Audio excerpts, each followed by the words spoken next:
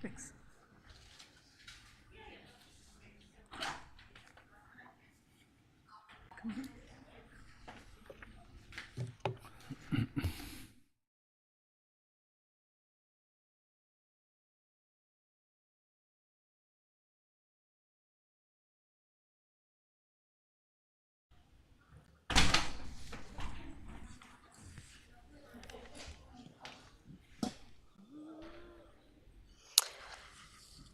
Hello, Eliana. Are we all good to start? Okay, great. Hello, my name is Kristen Henley, and I'm the managing director here at the Center for Fiction. Thank you so much for joining us. The Center is the only nonprofit in the United States that's solely devoted to advocating for the art of fiction, and we do this through public events like the one that you're at tonight, and also through our other programming. We just announced our spring reading groups, and I've taken some of them myself. They're a great way to read the classics, but also discover new works of literature.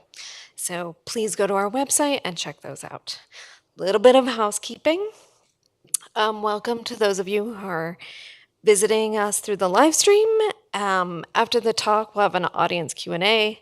If you're here in person, raise your hand, and one of our interns will come with a microphone. And please do use the mic because people on the live stream won't be able to hear any questions. For those of you on YouTube, please add your questions into the chat, and we'll share them with the authors.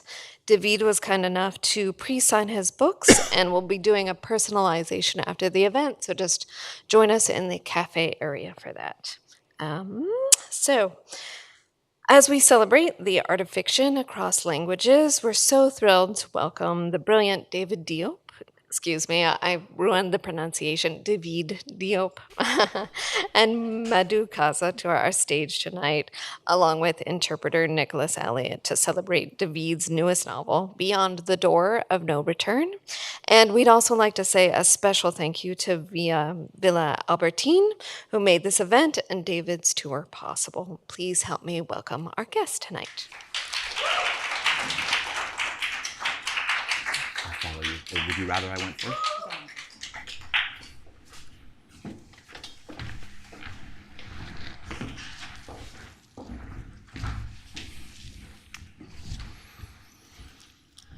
Good evening, everyone. So we're here tonight to celebrate this beautiful book by David Diop, Beyond the Door of No Return in English. And I thought to begin, we would just immerse ourselves a little bit in the language of the book. So we're going to hear from David, who's going to read a little bit of the French, and then we'll hear from Nicholas, the English version.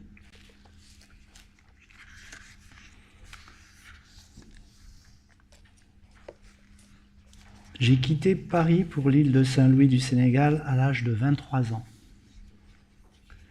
Comme d'autres en poésie ou d'autres encore dans les finances ou la politique, je voulais me faire un nom dans la science botanique. Mais pour une raison que je ne soupçonnais pas, malgré son évidence, il ne s'est pas passé ce que j'avais prévu. J'ai fait ce voyage au Sénégal pour découvrir des plantes et j'y ai rencontré des hommes. Nous sommes les fruits de notre éducation et comme tous ceux qui m'avaient décrit l'ordre du monde, j'ai cru de bonne foi que ce qu'ils m'avaient expliqué de la sauvagerie des nègres était vrai. Pourquoi aurais-je mis en doute la parole de maître que je respectais, héritiers eux-mêmes de maîtres qui leur avaient assuré que les nègres étaient incultes et cruels? La religion catholique, dont j'ai failli devenir un serviteur, enseigne que les nègres sont naturellement esclaves. Toutefois, si les nègres sont esclaves, je sais parfaitement qu'ils ne le sont pas par décret divin, mais bien parce qu'il convient de le penser pour continuer de les vendre sans remords. Je suis donc parti au Sénégal à la recherche des plantes, des fleurs, des coquillages et des arbres qu'aucun autre savant européen n'avait décrit jusqu'alors, et j'y ai rencontré des souffrances. Les habitants du Sénégal ne nous sont pas moins inconnus que la nature qui les environne. Pourtant, nous croyons les connaître assez pour prétendre qu'ils nous sont naturellement inférieurs. Est-ce parce qu'ils nous ont paru pauvres la première fois que nous les avons rencontrés, il y a bientôt 3 siècles de cela? Est-ce parce qu'ils n'ont pas éprouvé la nécessité, comme nous, de construire des palais de pierre résistants au flot des générations qui passent? Pouvons-nous les juger inférieurs parce qu'ils n'ont pas construit des bateaux transatlantiques?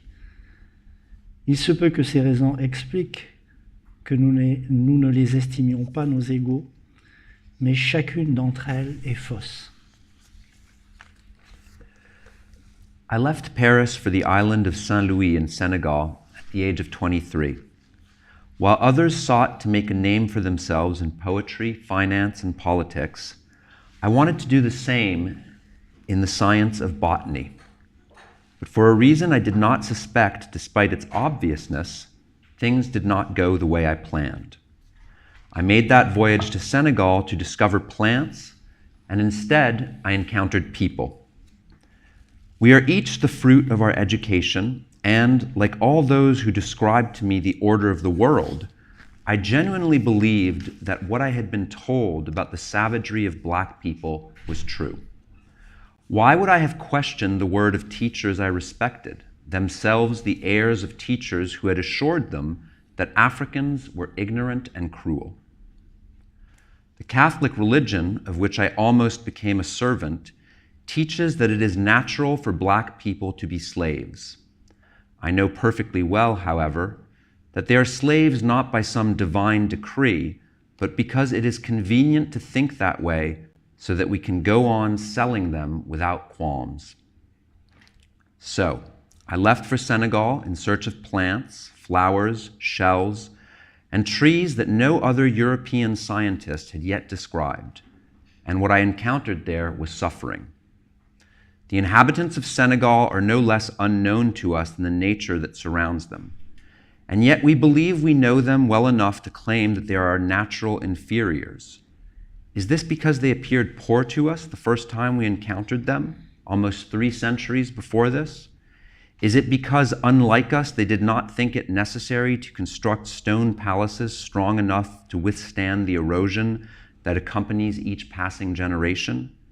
Can we judge them inferior because they have not built ships that can cross the Atlantic? It is possible that these reasons explain why we do not consider them our equals, but each and every one of them is false. So that's a beautiful setup to the book. So the story is of this French botanist, Michel Adanson, who travels to Senegal. He's telling you the beginning of that, narrating the beginning of that voyage. So this is like the memoir embedded within the novel. But there's a lot here already. This person who's traveling afar, science, slavery, colonialism, different cultural systems that are coming together, right? But I think it's important to also just say that this is happening in the mid-18th century. So this is a historical novel. And so we'll get to some of these themes. But I guess I wanted to start with the fact that it is a historical novel. And it's this age of, the age of enlightenment, scientific discovery, and Michel Adanson is a historical figure. And so this book is about a true historical figure. There are 2 other historical figures. And I believe all of your novels are historical novels. And so I wanted to ask you first, and I also believe you're a scholar of 18th century French literature, so this is your period. But I wanted to ask you about first that engagement of history. What is compelling to you to write historically? And also, I'm curious, this is about a true figure, but of course it's a work of fiction, and there's a lot of, it's very clear it's a work of fiction.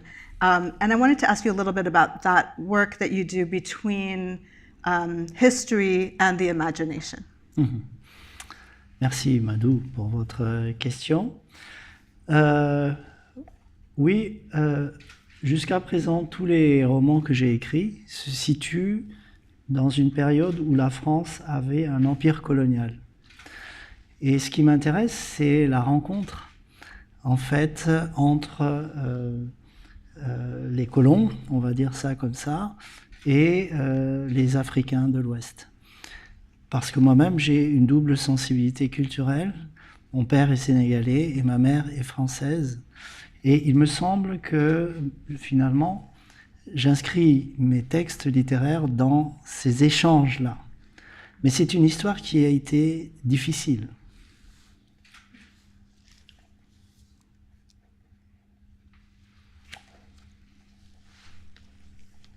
Thank you, Madhu, for your question. Yes, so far all the novels I have written are set in periods when France was a colonial empire. What I'm interested in is the encounter between colonists, let's call them that, and West Africans, because I myself have a double cultural sensibility. My father is Senegalese, my mother French, and my texts are all situated in these exchanges. Now, however, this is a difficult history. Et c'est la raison pour laquelle je me documente. Je lis des textes qui concernent ou touchent les textes ou les sujets qui m'intéressent. Je l'ai fait pour mon roman précédent, enfin l'avant-dernier roman, Frères d'âme. Je l'ai fait également pour Michel Adanson. Je me documente pour pouvoir créer une atmosphère dans laquelle, eh bien, il me semble que ce que je pourrais écrire serait vraisemblable, d'abord à mes propres yeux.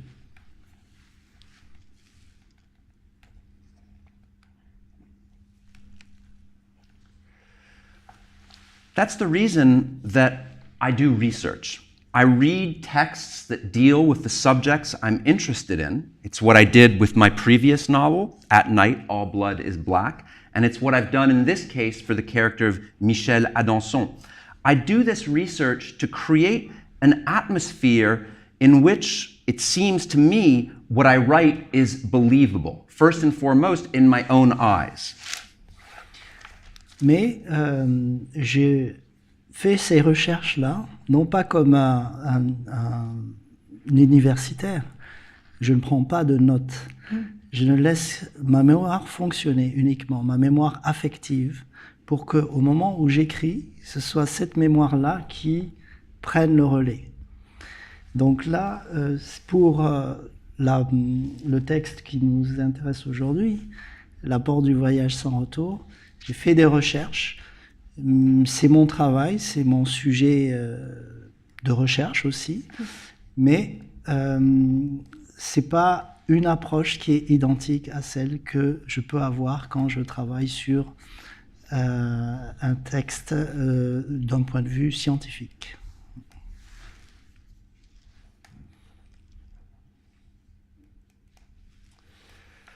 But I do this research not as an academic. I don't take notes. I let my emotional memory do the work so that when I write, that emotional memory takes over. The text we're talking about today, Beyond the Door of No Return, I did research for that, and it does deal with the area that is my research subject, the work that I do as an academic, but it's not an identical approach. I didn't approach it with the perspective that I have when I'm dealing with a scholarly text.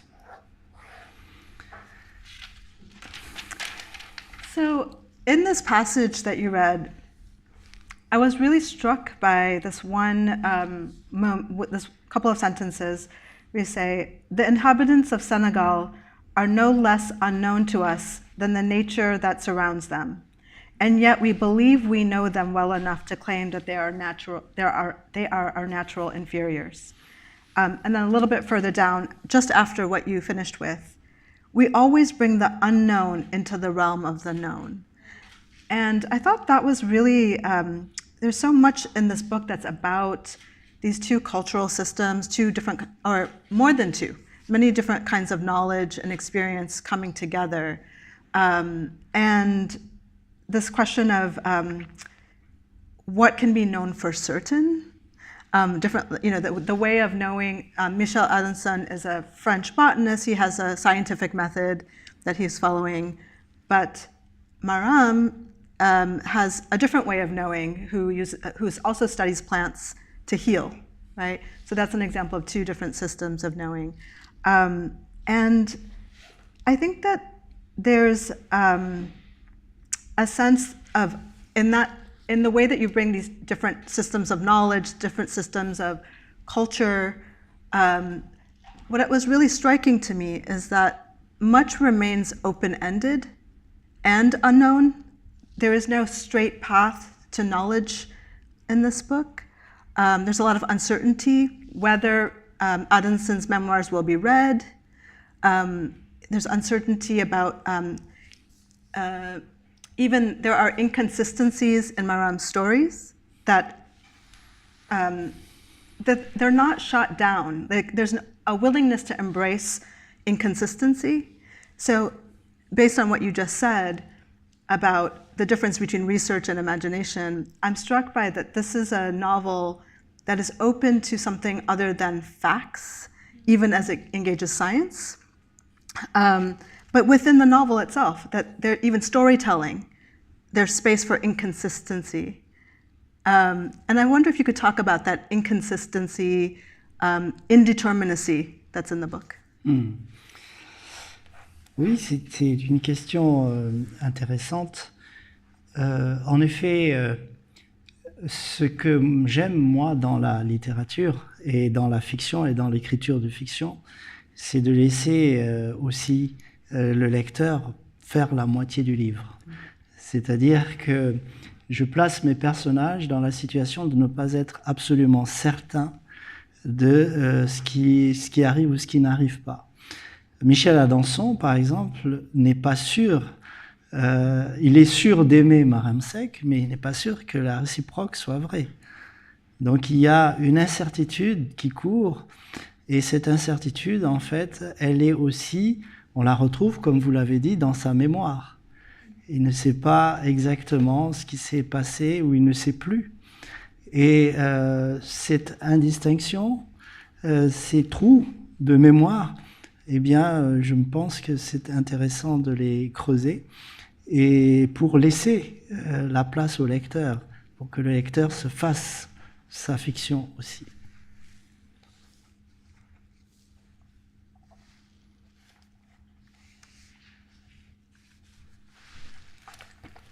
That's an interesting question.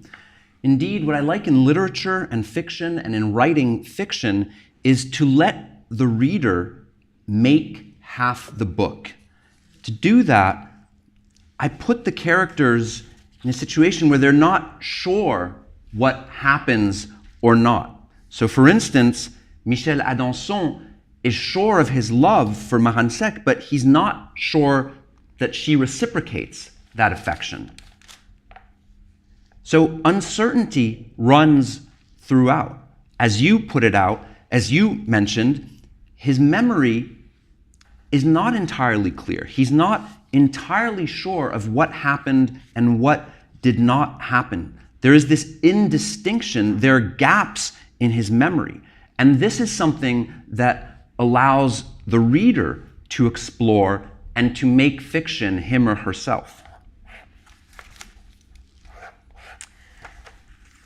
Picking up on that, so this novel, it's got this big historical context, and there are themes that have to do with these different cultures, but it's also a story about inheritance.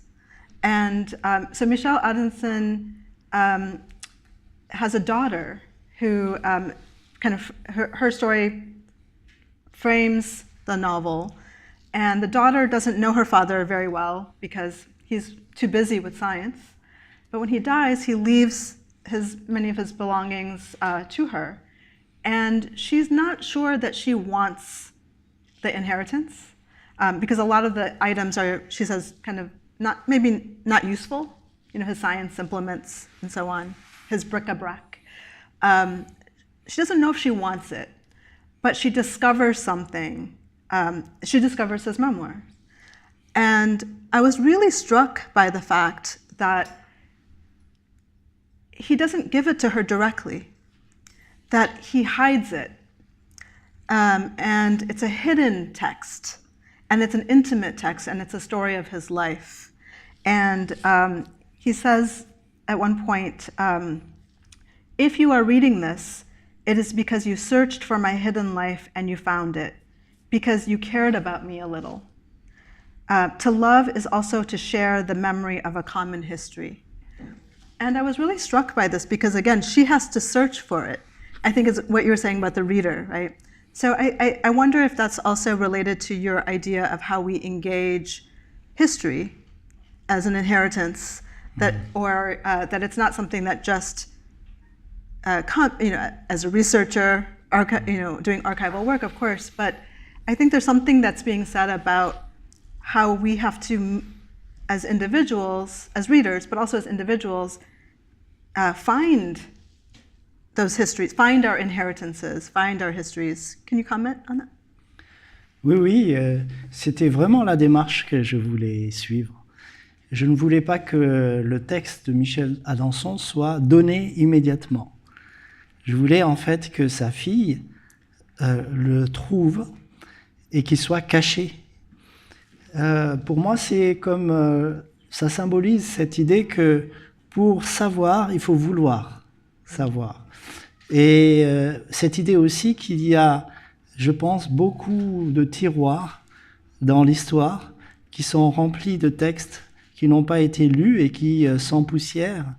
Et il faut avoir la volonté d'ouvrir ces tiroirs pour savoir ce qu'il y a dedans.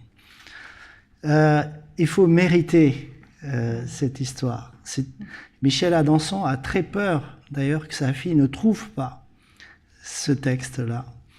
Et finalement, il lit par-dessus, nous, lecteurs, nous lisons par-dessus l'épaule de la fille de Michel Adanson.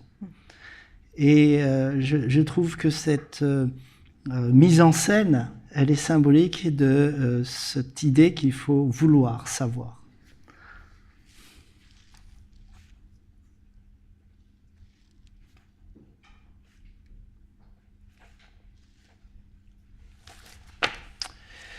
Yes, that's exactly the approach I wanted to follow. I didn't want Michel Adanson's text to be given immediately. I wanted his daughter to find it and for it to be hidden. To me, this symbolizes the idea that to know, you must want to know. Also, this idea that there are many drawers that are full of texts that are unread, that are gathering dust, and that one must have the will to open these drawers and see what's inside. One must deserve this story or this history. Michel Adanson, in fact, is afraid that his daughter is not going to find the text that he left behind.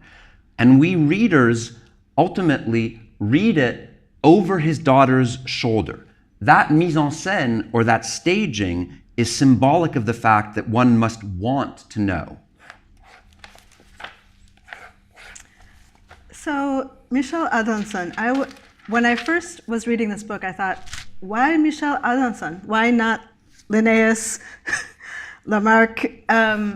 So in the context of the novel, he's a failure in science, in the sense that he has this, in the spirit of the age, he's going to write this encyclopedia, and he's going to do the scientific writing that is going to bring him glory, fame, success, and it doesn't happen for him. And so in that sense, there's this public writing, which is the science writing, and then there's this intimate, hidden, private writing, and I feel like there are these two different forms where he tells his personal story. And it's a very different kind of story. And I feel like in the novel, there are things that can only be said in this memoir fictional world that cannot be said in the scientific discourse. And there are things also that can only be said because there's something about the fact that he's a scientist working in a colonial project, right? And I'm curious about, for you, if you have any, particularly why Michel Adanson, but also this science in relationship to the colonial encounter, because he wants to think of himself as completely different than the people who are working for the for the French government, as slave traders and so on. And yet, again, that's a place of, he's also complicit, right? But what is his role as a scientist in this? Alors, Michel Adanson détestait Linné. Il le surnommait le petit Suédois, d'ailleurs. Pour des raisons de méthodologiques. C'est-à-dire que Michel Adanson considérait que la nomenclature binominale de Linné en latin ne pouvait pas en fait permettre de décrire le monde. Et Michel Adanson a souhaité que les plantes conservent leurs noms locaux, c'est-à-dire leurs noms africains, et il a même écrit un supplément à l'encyclopédie où ces noms sont dans des langues asiatiques. Donc c'est vraiment une approche très différente. Michel Adanson, c'est un scientifique, un savant français qui a eu une démarche très particulière, c'est qu'il a appris le Wolof. Il a appris le Wolof au Sénégal. Pourquoi? Quand il est arrivé au Sénégal, parce qu'il a constaté qu'il y avait des personnes, des Sénégalaises et des Sénégalais de l'époque, qui avaient une connaissance des plantes et de la pharmacopée. Et cette connaissance des plantes et de la pharmacopée était intraduisible par les traducteurs habituels. Et donc c'est quelqu'un qui a une approche vraiment très particulière. Il a appris donc la langue et il la parle très bien. Parce qu'on a retrouvé au Muséum d'histoire naturelle de Paris une documentation extraordinaire qui montre sa maîtrise de la langue. Je crois que je vais arrêter là. D'accord.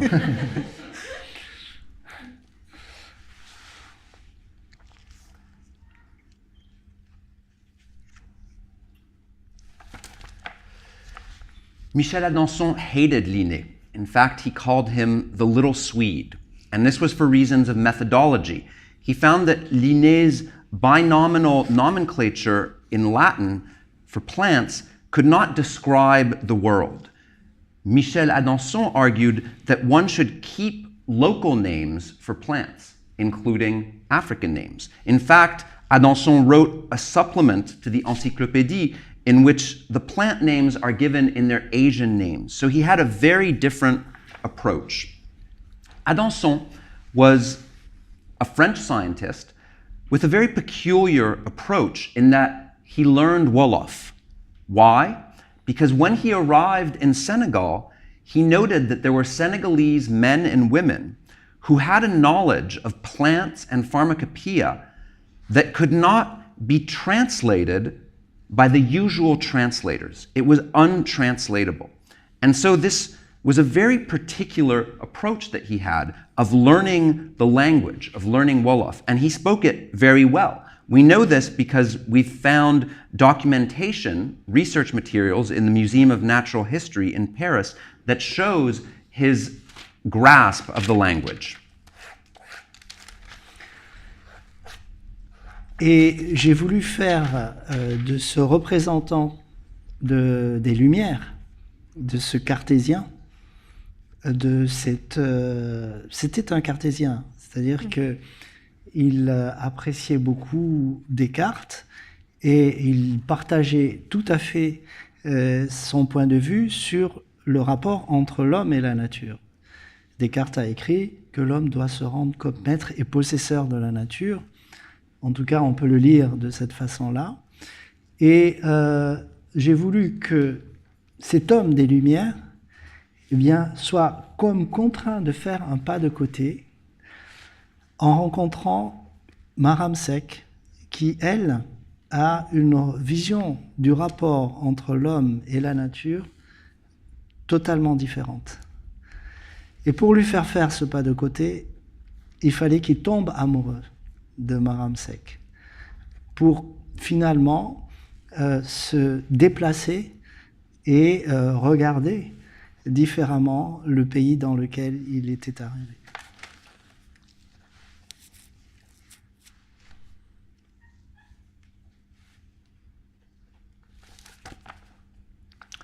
I wanted to make this representative of the Enlightenment, Michel Adanson, this Cartesian, for he appreciated Descartes. He shared Descartes' point of view about the relationship between man and nature. Descartes wrote that man, humankind, had to master nature. At least that's how one can interpret it. And so I wanted to have this Enlightenment man take a step to the side. And that happens through his encounter with Maramsek, who has a completely different vision of man in nature.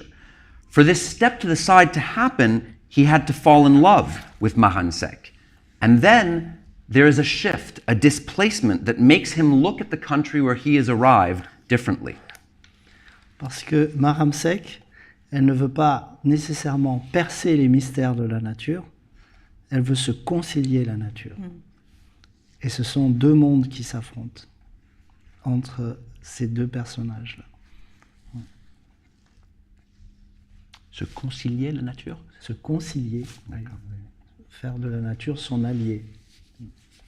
Because Maramsek does not want to because Maramsek does not want to pierce the mysteries of nature, to get to the bottom of nature's mysteries. She wants to make nature her ally. And these are two worlds that confront each other, that come face to face. So I'm so glad you brought up that Adanson learned Wolof, because there's so many beautiful moments in this novel that have to do with language, with sometimes about what French can do and what Wolof can do differently. But also just about what language does in Wolof in Senegal. And I was very taken by this moment, let me see if I can actually find it, whereas the riches of the colonizer is in the slave trade, there's this way in which the riches of the Senegalese is in their language and in their culture. And so there's this moment where, I want to just read this. The historical monuments of the Senegalese can be found in their stories, their aphorisms, their tales transmitted from one generation to the next by the griots. The griots' words can be as finely wrought as our most beautiful palaces, and they're monuments to their kings. So it goes on, and the Wolof language spoken by the people of Senegal is every bit the equal of our own. All the treasures of their humanity are compressed within it.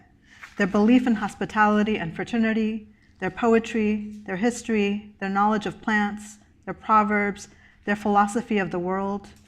Their language is the key that enabled me to understand that Africans cultivated other riches than those that we pursue aboard our ships. These riches are immaterial. Right? So this immense investment in language and in storytelling, and throughout the book, we see this, that people are telling stories with wit, with humor. I loved that Adanson's friend and companion interpreter, Diop, at one point he says, I'm going to tell you a proverb that I'm making up right now. And it's just like, it's great. And it leads to a great moment, because then Adanson wants to counter with his own proverb, and it goes badly. But this kind of language games, like playing with language, enjoying language, telling stories, to each other. And also there's a moment when it's a really beautiful moment where they're on this voyage, and they come upon a community, and Aronson, because he's able to speak Wolof and he understands a little bit of the like ritual greetings, he speaks to a baby and he gives the ritual greetings, like, you know, are you at peace? How was the day? You know, he asks, how is your family? And he does this kind of, you know, ritual kind of greetings with this little baby, and the community sees him, that he can perform language. Like, you know, he can be part of their community in this way. And so that's the moment when he's endeared through his ability to perform language. So language is very important here, and storytelling. And can you talk a little bit about the way in which specifically the Wolof language and the storytelling kind of traditions kind of inform this novel? Mhm. Alors, Michel Adanson a ses brouillons et tous ses papiers au Muséum d'histoire naturelle de Paris. Dans ces brouillons et ces papiers, on retrouve toute une série de contes et de légendes qu'il a collectés. Et on retrouve aussi la preuve qu'il maîtrisait assez bien le Wolof pour traduire du français au Wolof. Pas simplement l'inverse. Hein. Et donc, il y a vraiment des choses extraordinaires au Muséum d'histoire naturelle de Paris dans ces papiers. Et ce qui me frappe, c'est qu'il dit qu'il est amoureux de la langue Wolof, parce qu'il la trouve pleine d'énergie et douce à la fois. C'est-à-dire que par rapport à la langue, il y a une fascination chez lui. Et pour moi, la langue était importante dans ce texte parce que il tombe à la fois amoureux de Maram et de la langue parlée par Maram. Et quand, je ne veux pas raconter la fin, mais quand son amour pour Maram s'évapore, c'est le moment où il oublie la langue aussi.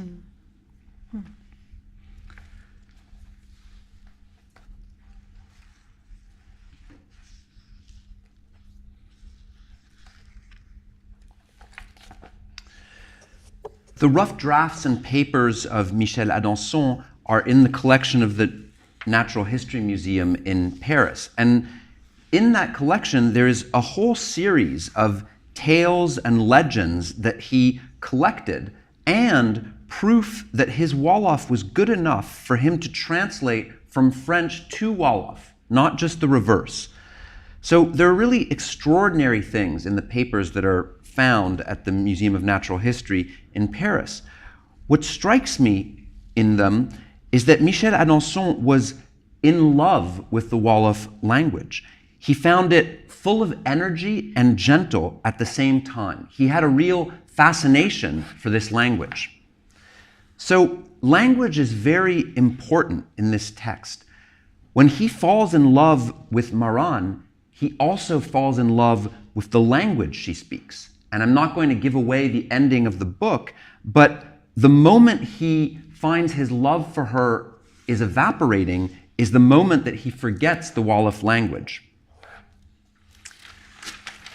Yeah, I want to ask one last question before we turn it to the audience, and it's something that you just brought up about a couple of times about translation. So I read this book in translation. Many of us here will be reading this book in translation. And translation is something that's in the book itself. And there are different moments of translation between French and Wolof that are narrated. But also, it's a book of translation because he's writing his memoirs in French, recounting things that were told to him in Wolof. So there's already translation is at work. And I think in some ways that is the condition of our modernity, right? There's, sorry, be a translator, you always bring translation into it. But I wonder if you, I'm actually curious about two things. If you want to say more about, I mean, you've just said a bunch about translation in Adamson's life. That's amazing that you can feel in the novel his love for the Wolof language, for Maram and also for the Wolof language. But I'm actually curious for you as a writer, do you do any translation? And also, what has it been like for you to be translated? What is your process like with your translators? Alors, je peux faire aucune traduction moi. Je ne suis pas capable de traduire quoi que ce soit, malheureusement. Ça, c'est donc la première partie de votre question à laquelle je réponds. Et d'un autre côté, je suis fasciné par les traducteurs. J'ai été traduit dans beaucoup de langues et souvent, j'ai rencontré des traductrices et des traducteurs avec lesquels on a échangé, et j'ai trouvé passionnant ces échanges-là. Parce que les traducteurs, ce sont des créateurs et des passeurs d'horizons culturels. C'est-à-dire qu'ils essayent d'être fidèles dans la traduction, mais il faut qu'ils soient fidèles, mais qu'en même temps, ils fassent comprendre ce que l'auteur a pu vouloir dire, et passer donc, comme je l'ai dit, des écrits d'un univers ou d'un horizon culturel à un autre. Alors, j'ai un exemple peut-être à vous donner, mais qui ne concerne pas nécessairement l'apport du voyage sans retour. Et je vais vous le donner après. To answer the first part of your question, I can't do any translation. I'm unable to translate anything at all, unfortunately. On the other side, I'm really fascinated with translators. I've been translated into many languages, and I've had the opportunity to meet translators and have fascinating exchanges with these translators. Translators are creators, they're artists, and they're also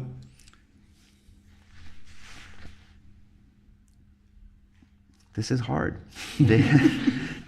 C'est pour ça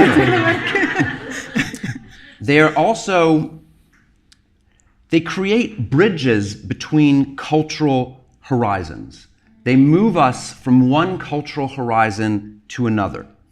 That is to say that they try to be faithful to what has been written. They have to be faithful, but at the same time, they have to make us understand what the writer tried to say. So they're moving us from one cultural horizon to another. Now, I have an example to give, which is not from Beyond the Door of No Return. La traduction qui a été faite par Anna Moskovakis de Frères d'âme a été pour moi l'occasion d'échanger avec elle autour de données culturelles qui lui étaient parfaitement inconnues. Anna Moskovakis est une écrivaine et une poétesse américaine extraordinaire, mais elle m'a posé des questions sur des choses qu'elle ne connaissait pas, qui appartiennent à une culture très différente, et notamment ce qu'on appelle la parenté à plaisanterie.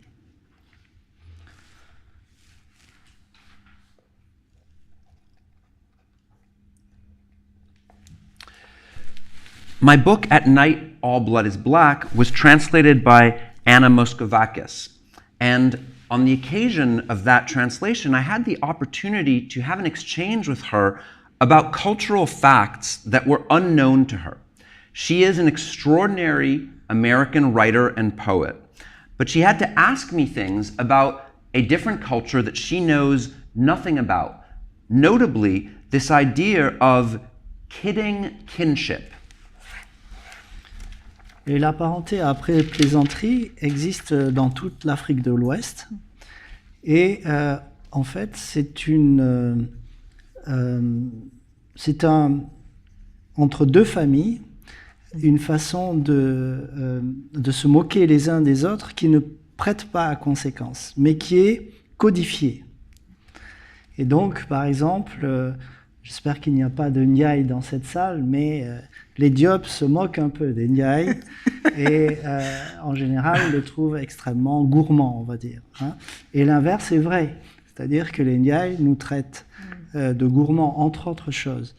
Mais ça crée des liens, en fait. Et aussi, apparemment, peut-être que ça a été une façon, la plaisanterie, le discours, de surmonter des conflits. La parenté à plaisanterie existe aussi entre ethnies au Sénégal, c'est-à-dire entre les Sérères et les Peuls ou les tout-couleurs.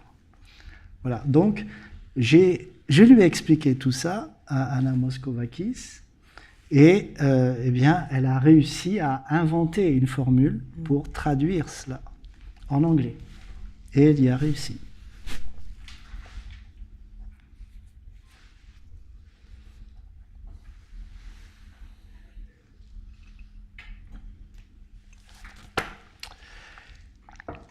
Kidding kinship is something that's found in all of West Africa, and it's something between families. It's a way that families have of making fun of each other, of kidding each other, that has no consequence, but that is codified. Now, I hope there are no NDIs in the room, because we Diops like to make fun of NDIs by saying, for instance, that they are gluttonous, and they do the same about us. They say that we're gluttonous. And this creates a kind of link, a closeness between the families. It's also possible that kidding kinship, the discourse of that making fun or poking fun, is a way to surmount conflict.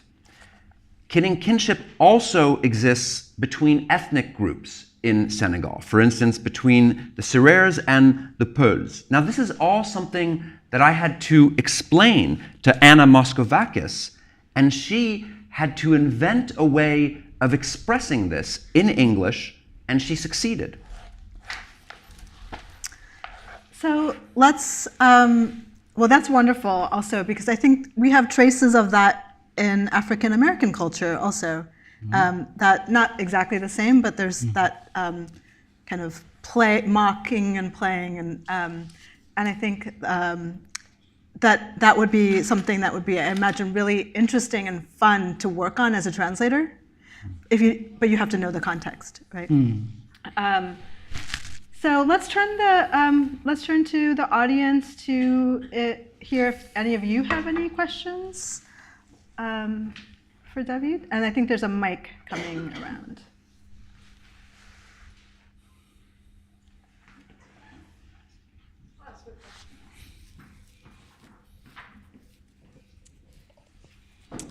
Bonsoir, Monsieur Diop. I'll ask in English. I'm very interested in the way Anglophone African writers are writing about their experience compared to the way Francophone writers are writing about their experience compared to Anglophone writers. We're sort of at this point here in the United States where Nigerian and Ghanaian literature has become really, a source of great fascination. It's definitely having a moment. But one of the reasons I'm very excited to see you here is because there's this whole world of Francophone African writing that is just barely beginning to penetrate here in the United States. And one of the things I find interesting is that Francophone writing seems to be still very much concerned, Francophone African writing. Vous me suivez? Non? Je vais lui traduire après. Okay. Enfin, les grosses lignes. Donc, is very much concerned with the relationship between France and the colonial experience. Whereas what I see in Nigerian writing and Ghanaian writing is often almost completely, what's the word? Enclosed. In other words, self-referential. And I'm just curious if you have any thoughts about that. Elle s'intéresse à la comparaison entre la littérature francophone africaine et anglophone africaine. Elle constate que dans la littérature francophone africaine, il y a beaucoup sur le rapport entre la France et l'expérience coloniale, tandis qu'il lui semble que dans la littérature, par exemple, nigérienne, ghanéenne, c'est auto-référencé, c'est presque clos sur eux-mêmes. Donc si vous aviez un avis ou un commentaire sur ça? Oui. Alors, bon, oui, c'est possible, c'est possible. Alors, ce qu'il y a quand même de frappant et que les écrivains que j'admire, francophones, on va dire d'expression française, comme Madhu, ce qui est intéressant dans ce qu'ils disent sur leur rapport à la langue française, c'est que comparativement aux anglophones, eh bien, il y a eu un rapport à la langue qui était beaucoup plus dur. C'est-à-dire que les anglophones, visiblement, et les écrivains africains qui pratiquaient l'anglais ont eu une plus grande liberté et ont été acceptés dans cette liberté de travailler l'anglais et de l'africaniser, on va dire. Tandis qu'en français, ça a été beaucoup plus dur. Et le seul qui l'a fait, d'une certaine façon, c'est Madhu que je viens de citer.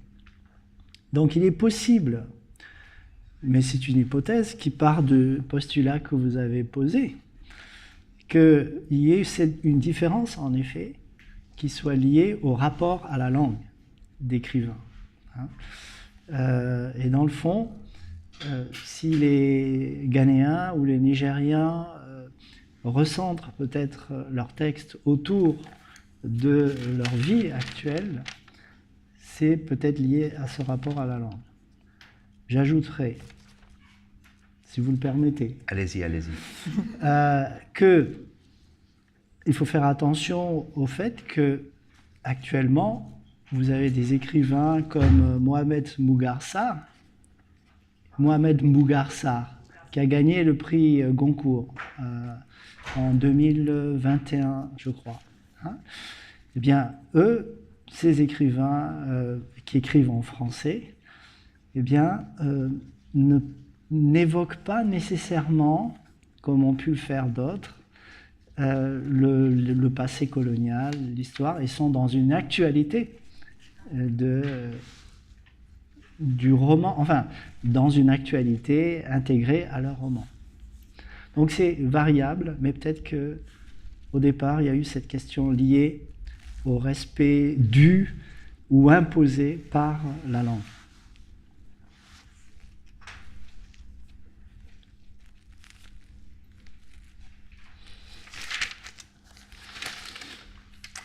It's possible what you say.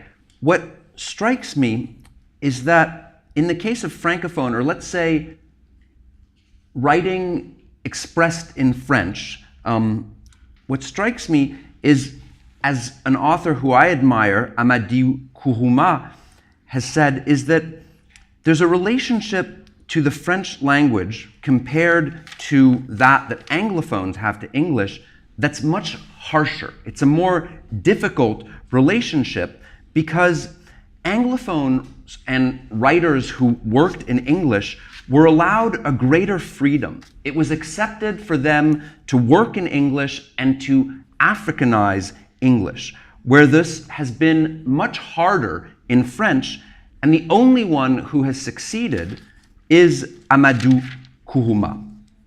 Now, it's possible, I'm basing this hypothesis on what you said, that there is a difference, therefore, based on language.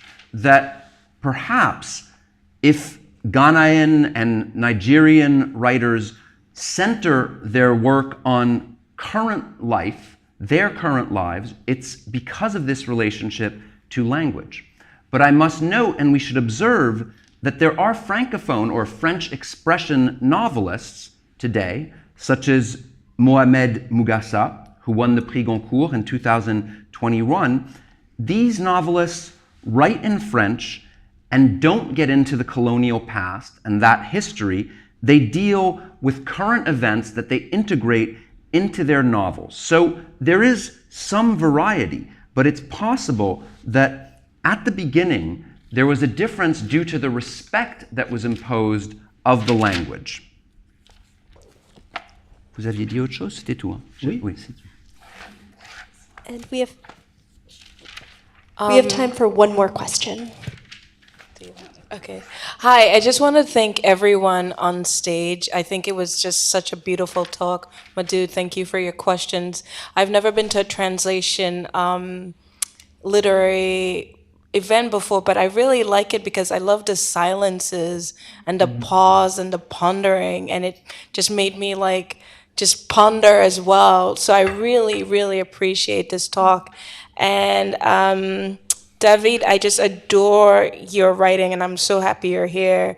And I just want you to talk just quickly about emotional memory doing the work. That's such a beautiful concept, and I want you to expand on that. Thank you.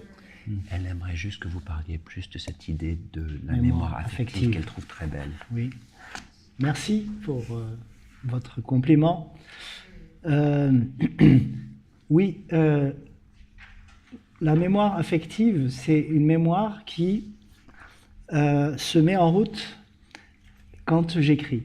C'est-à-dire que je peux me documenter sur, en lisant des textes d'historiens très précis, sans prendre de notes, pour pouvoir, au moment où j'écris, avoir la possibilité de faire ressurgir des choses ou des images qui m'ont frappé dans ces textes scientifiques, ces textes historiques. Je vais donner un exemple tiré de At Night All Blood is Black. Quand j'ai préparé l'écriture de Frères d'âme en français, j'ai lu un historien qui s'appelle Marc Michel, un spécialiste des tirailleurs sénégalais.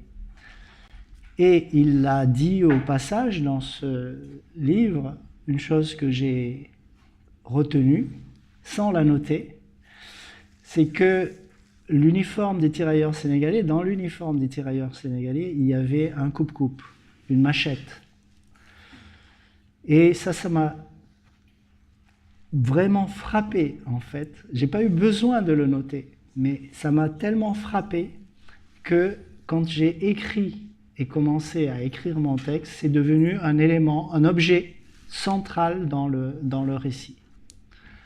Alors, quand je prépare l'écriture d'un roman, je fais l'inverse de ce que devrait faire un universitaire. C'est-à-dire que je ne prends pas de notes, justement pour que cette mémoire-là puisse entrer en jeu au moment de l'écriture. Et c'est une mémoire qui fait une sélection presque à mon insu de ce qui va pouvoir peut-être être le moteur de l'écriture ensuite.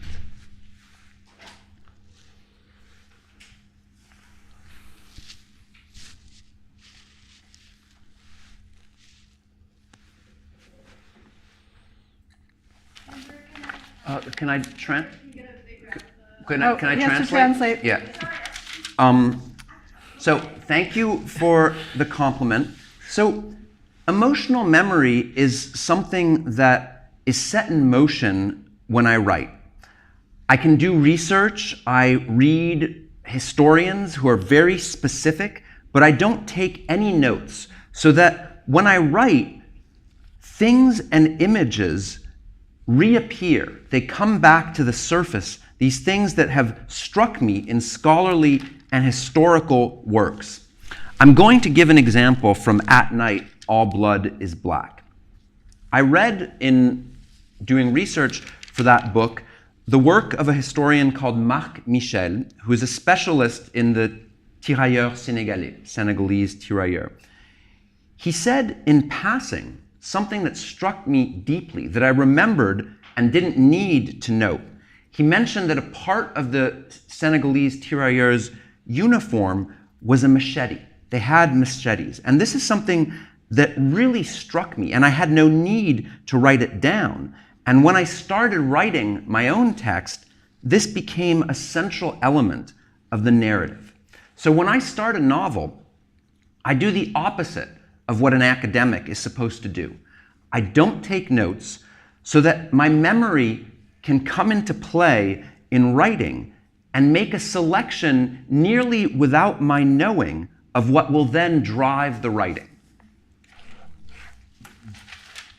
That's beautiful. All right, thank you. Thank you all so much. That was really wonderful. Please join us after for a little reception, and if you'd like your book signed by David in the bookstore, thank you all for coming.